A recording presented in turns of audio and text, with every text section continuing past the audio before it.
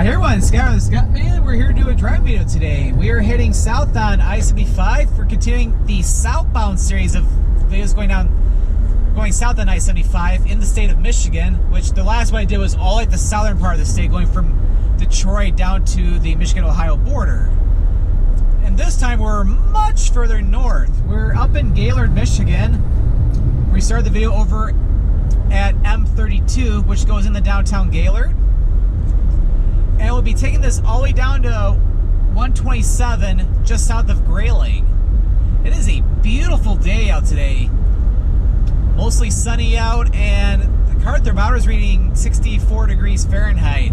Convert that to Celsius, it's around 18, a little under 18 degrees. So it's a beautiful day for early October. But it's really great to be back up here in the northern part of the state, which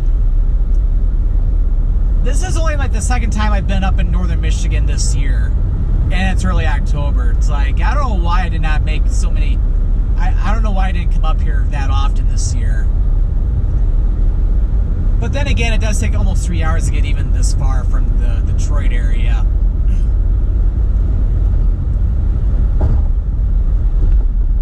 And yeah, what's really cool here is that right where that green sign is, that's the 45th parallel line. So right around here, we're halfway between the North Pole and the equator, which is the 45-degree north line of latitude. So it's pretty cool how all the different large highways in the state of Michigan have the 45th parallel signs. I think you see something similar on 23 going up toward Alpena, Highway 31 as you go north from Traverse City. Maybe even 131.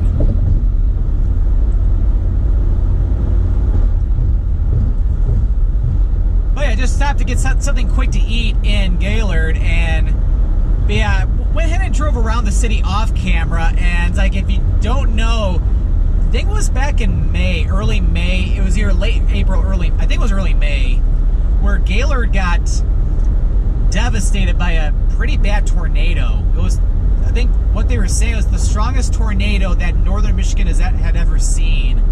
So I think it was rated an EF3 or something, if I remember right.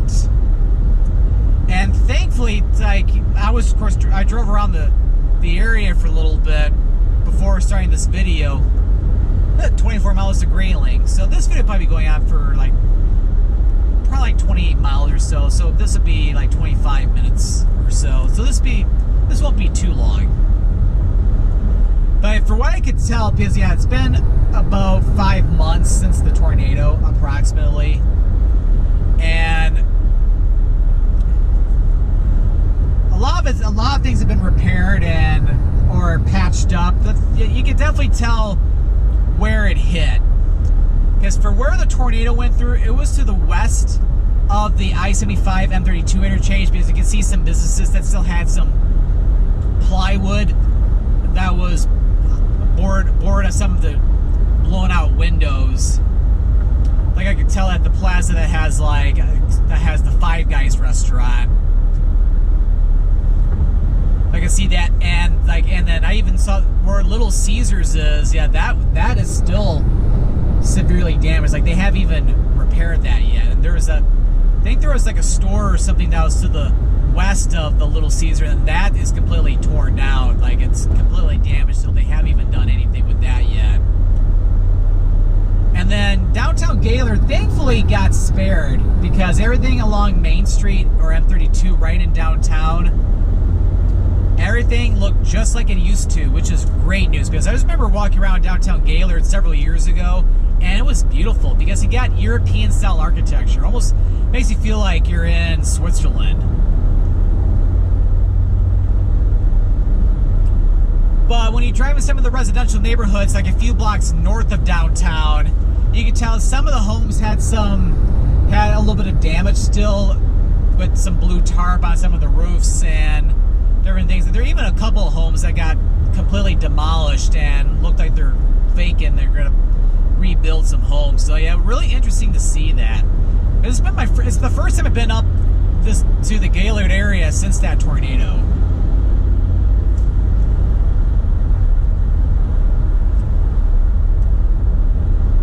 can tell some of the fall color is starting to kick in a little bit. We're not close to peak yet. I think peak is going to be like another week and a half or 2 weeks. Although by the time this video goes up, it'll be past peak already, but got some nice color coming in already. I did a little day trip today up to Petoskey, and less fall color in Petoskey there, but then again, Petoskey is at a lower elevation because it's right along Little Traverse Bay, which of course is a bay which goes out to Lake Michigan. We're here in the Gaylord and Grayling area. This is much higher in elevation. And of course, it's much more inland from Lake Michigan and Lake Huron. So usually, I think the leaves tend to change colors here before the shoreline areas. But yeah, this stretch of I-75 is very scenic, and it's really nice to drive along in here within a couple hours before sunset. And with it being after the peak summer travel season, traffic is not all that bad. So it should be smooth sailing, which would be really nice. I had a really great time in Petoskey. Spent quite a few hours there walking around the downtown area, checking out some of the different parks, and getting some delicious pierogies for lunch too, and also checking out the original Kilwin's chocolate and ice cream shop, which is where it originated from, where I had a really good ice cream cone with their homemade ice cream, with their, I think it's homemade waffle cone dipped in their homemade chocolate. Let's just say I was a happy camper.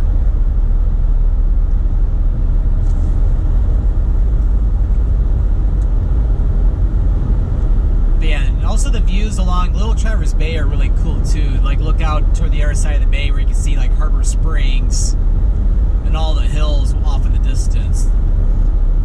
Petoskey is a really nice city.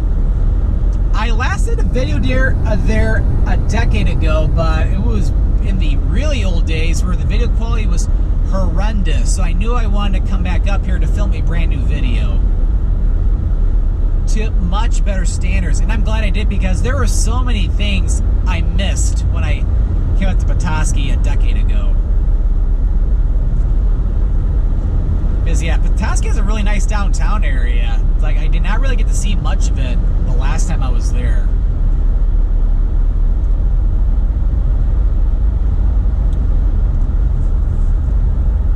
So anyway, I'm currently on my way back down to Metro Detroit, so I got like another 2.5 hours or so until I get back down in that area.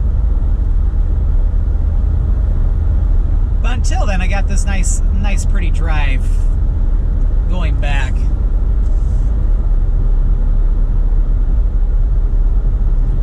It's like I almost should have spent the night up here so that way I could spend more time, but that's alright. But the reason why I kind of did that is because I'm going to be going on a trip to Europe in a few days. Because as I'm recording this video, I'm flying out to Belgrade, Serbia in about 4 days from now. So it's like I'll be getting home from this day trip up to northern Michigan tonight, relax tomorrow with it being Sunday, and then of course I got 2 days of work, and then fly out to Serbia, and then after Serbia I'll be going to Rome in Italy for a couple days, and then fly home.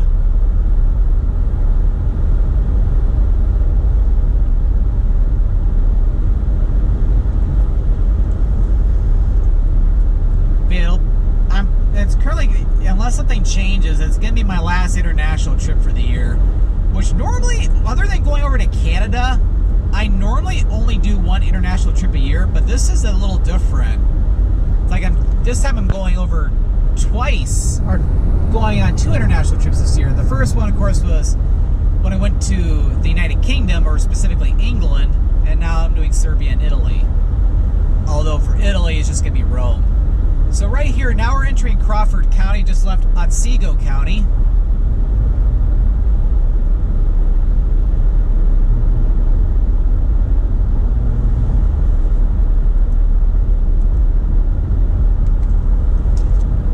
But I look at it this way, when it comes to doing 2 international trips, I didn't go on a single international trip in 2020 because that was the pandemic.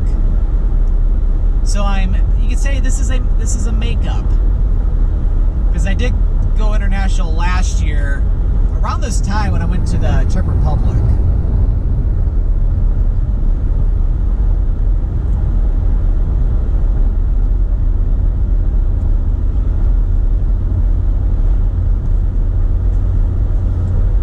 So it'd be pretty cool to go over to Europe twice in 1 year.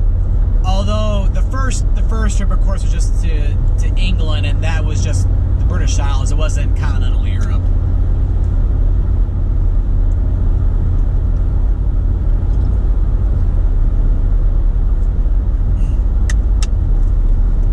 Pardon me, just having a little bit of water.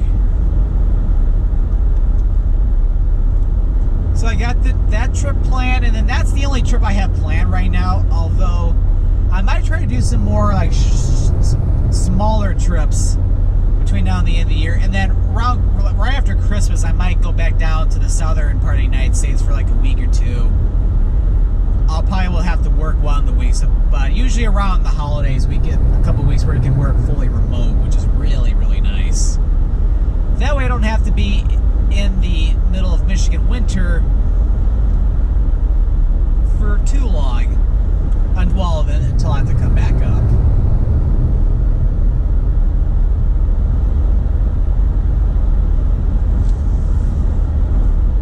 It's like I always could tell my boss, it's like, yeah, I'm gonna stay down in the southern part of the United States for a month. I'll work remotely, although I'll probably end up losing my job if I were to do that. Because I mentioned this in some of my past videos, but yeah, but not my boss here in the U.S., but like the CEO of our company out of Germany. It's like let's just say he was not happy when we had to go fully remote because of the pandemic.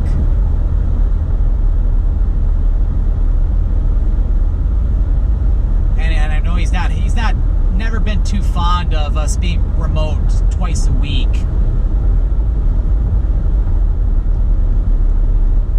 So it's like if I were to be like, can I be fully remote for a month? You're like, no. It's like, go get another job done.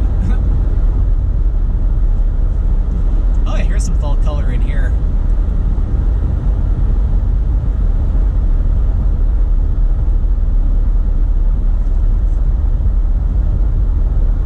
But yeah, we'll wait and see it. But I definitely will do something right after Christmas. And then I'm trying to think of other things I might want to do. Either at the end of October or sometime, or like a weekend in like November or something. December though, between like Thanksgiving and Christmas Day, I don't see me going anywhere just because it's coming up to the holidays. A lot of things are going on. I always like to make a little trip up to Frankenmuth. So I usually like to go up twice a year at least. So do that. Always family things going on around the holidays, so it's like it's always good to be around. Plus also go around, check out Christmas lights too. That's always something I like to do too. Only got to go out a couple nights last year because right after Christmas I ended up driving down to Houston, Texas for a couple weeks. So I didn't get much of a chance to check out Christmas lights. Although in 2020, because I wasn't really traveling around the holidays, I got to go out for at least a few nights.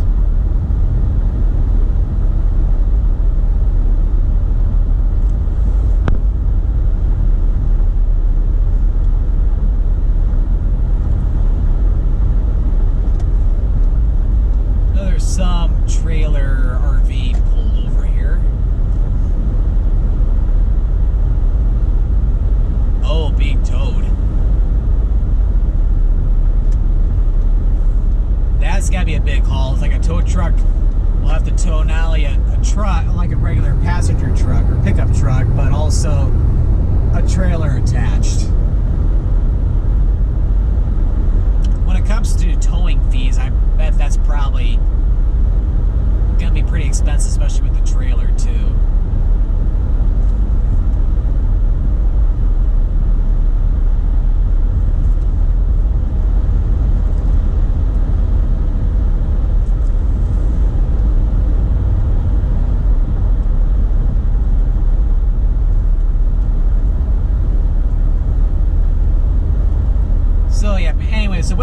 Europe. I'll be gone for about a week and a half, and I'm not planning to rent a car there in Serbia or Italy, so I'm not going to be filming any drive videos over there.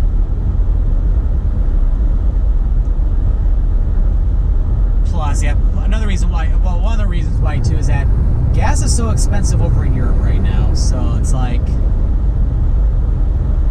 if I were to pay to fill up the tank for a rental car, I'd be burning a hole in my wallet.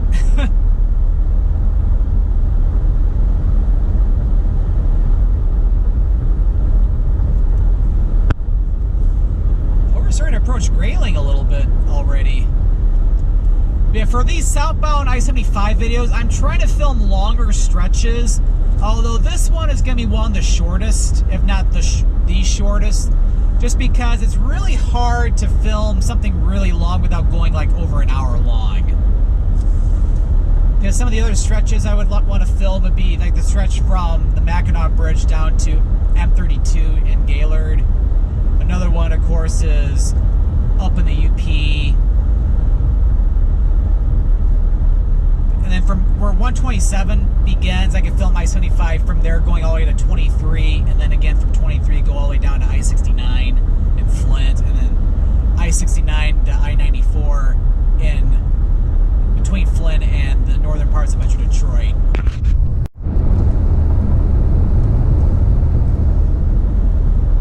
So over here, this is the exit for M-93, as well as the business route for Grayling. So if you get off here and you go east, that'll take you over to Hartwick Pine State Park, which is a beautiful park, by the way. And if you go southwest, or more to the south, which that's M-93, that'll take you into downtown Grayling and eventually hooks up with M-72, which M-72 West will go out to Traverse City and eventually Empire, Michigan, near Sleeping Bear Dunes, or take M-72 East and go to Mayo, and eventually over to, I think, Harrisville.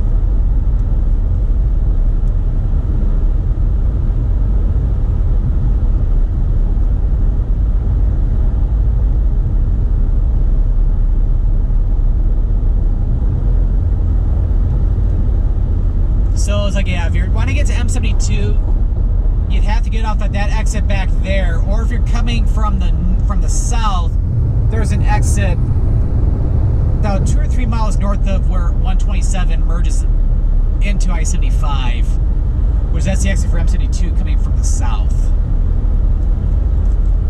And not to afraid if you miss any of those exits, because if you're coming from the north, there is another exit which you can take to get into downtown Grayling.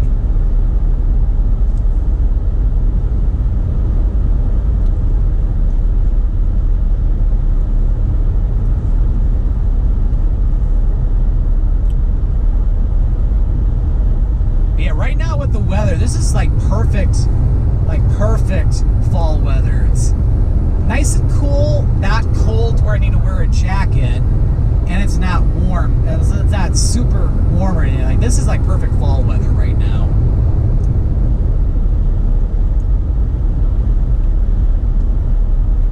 Because after the first day of fall started, it's like the weather's been really, really nice, other than the few days where we've had rain chances. But the temperatures have been like a traditional fall. So, and look at the extended forecast, it's looking like the case for the next week or two as of right now. So we might be finally seeing a fall where we're truly seeing fall temperatures and not going from summer weather directly to winter.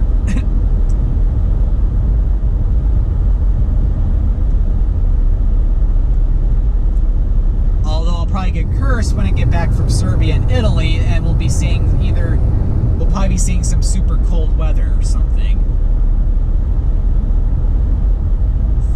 That'll be my luck. But again, we'll wait and see. And then right over here, we're crossing over the El Sable River, which the river starts out to the northwest of here and then empties out all the way over into Lake Huron near Oscoda, Michigan, which is like northeast of like the Tawas area.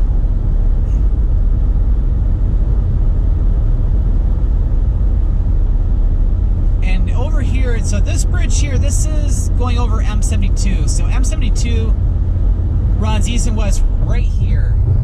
And that's basically showing you, yeah, you can't get to M-72 directly from I-75, like from that bridge. Like, you have to get off that exit I pointed out at a few miles back, and then of course coming from the north, there's an exit that's where the upcoming bridge is.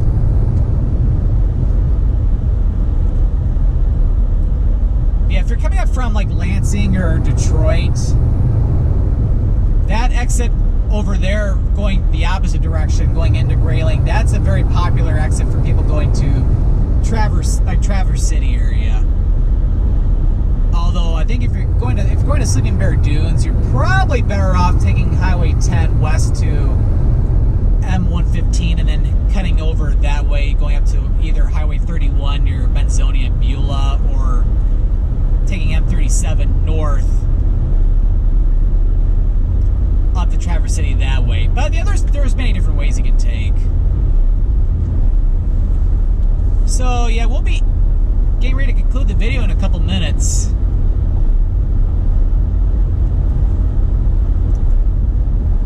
So coming up ahead, we're like right where we're going to be ending this video. We'll be coming up to a fork where I-75 continues to the left as it continues over toward West Branch and eventually down towards Standish, and then of course Bay City and Saginaw, which of course then continue further south. That'll take you down to Flint and eventually to Detroit, where if you take 127 or take the right fork, or go right at the fork, that's the beginning of Highway 127, which will take you down to Clare, Michigan, and then eventually down to Mount Pleasant, and then Lansing, and then continue your way down to Jackson. Need some water. So yeah, a couple miles to go until we get to the exit.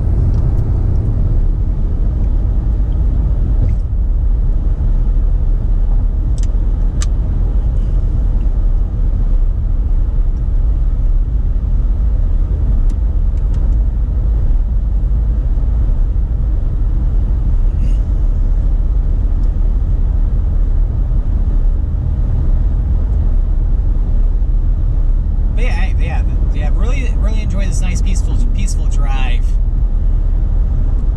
There'd probably be a little bit more traffic if I was to drive this like on a Sunday. Although we're starting to get the time of the year where you still get a lot of people going up north in the fall, but not like the summer where everybody's going to like their vacation homes. But of course, the fall is a beautiful time of the year to come up to northern Michigan, so there could still be a lot of traffic on the weekends. Even Petoskey had a lot of people today, although it wasn't crazy or anything. It was very tolerable. Alright, so here's the exit for 127. So we're going to get ready to conclude the video. So I hope you enjoyed this video of I-75 South going from M-32 in Gaylord, Michigan, all the way to 127 just south of Grayling. So if you enjoyed this video, be sure to click that subscribe button to come along and join for the venture, and don't forget to click that notification bell so that way you know when a new video goes live. Well, thank you for watching, and this is Scott of the Scottman895 signing out just south of Grayling, Michigan.